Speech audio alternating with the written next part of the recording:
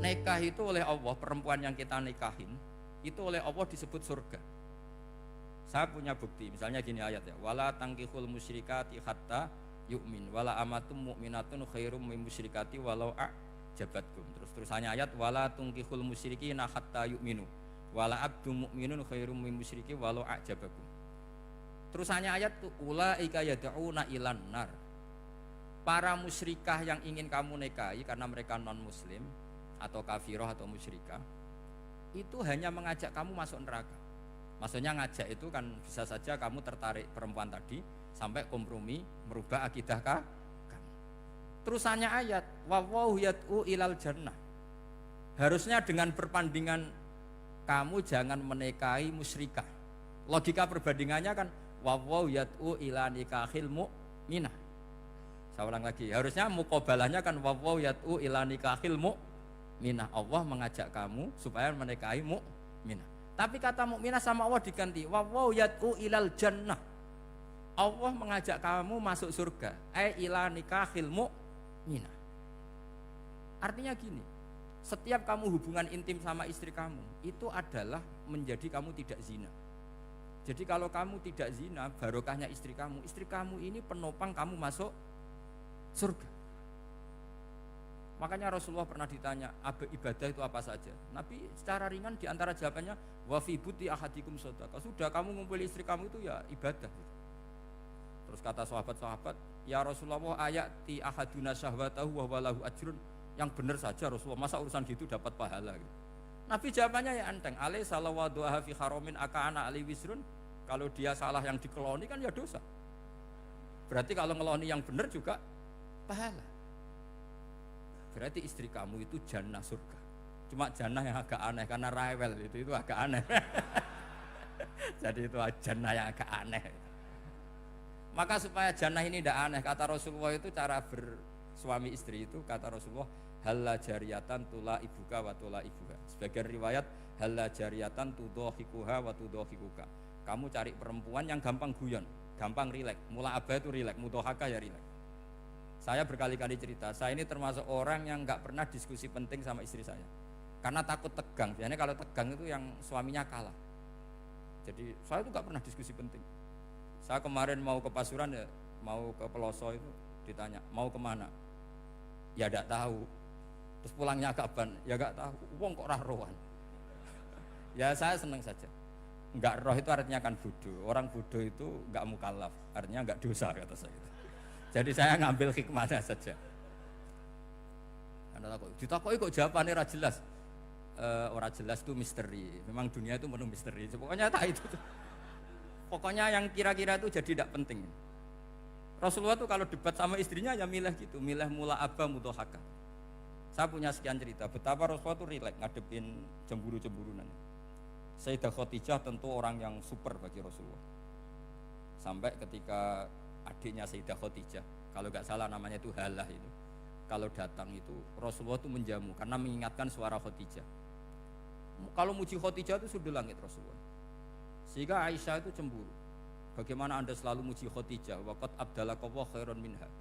Allah mengganti yang lebih cantik ketimbang Khadijah dan lebih muda. Maksudnya Aisyah. Kenapa masih muji yang sudah meninggal, tua lagi kan?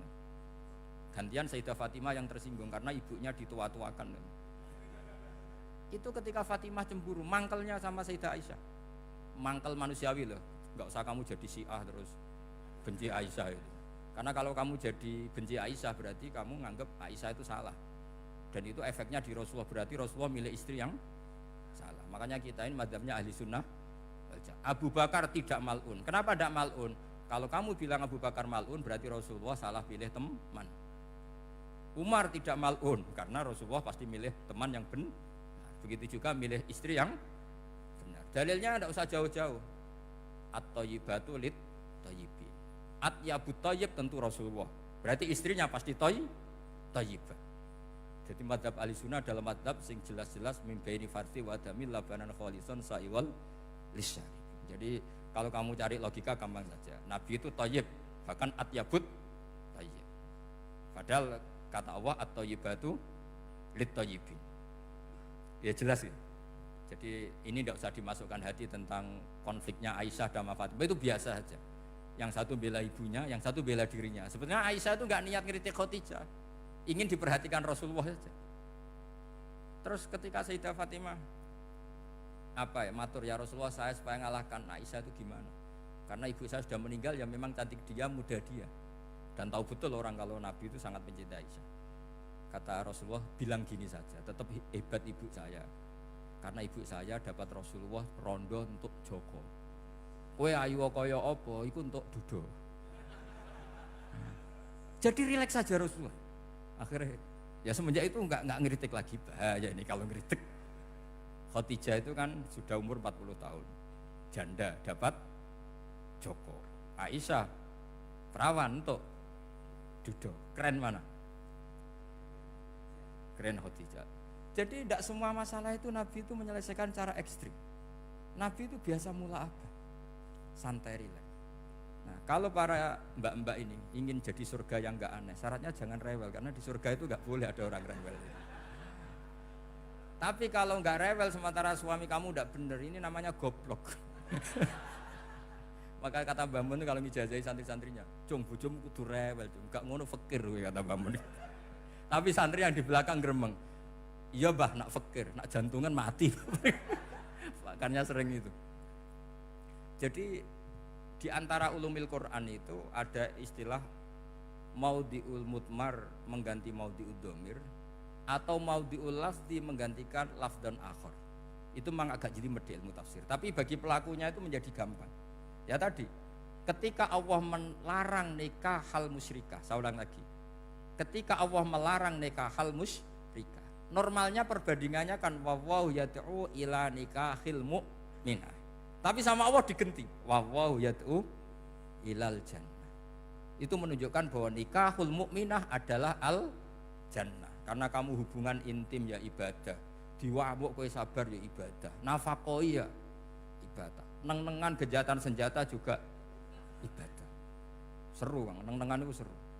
Karena memang di antara sistem tubuh kita itu butuh masa-masa jeda. Itu mari cerdas. Karena tubuh kita ini tidak hanya butuh seneng, tapi juga butuh susah. Susah itu melahirkan kearifan. Jajal bojomu tahu minggat, mesti kearifan kamu meningkat. Jadi minggat itu ya penting.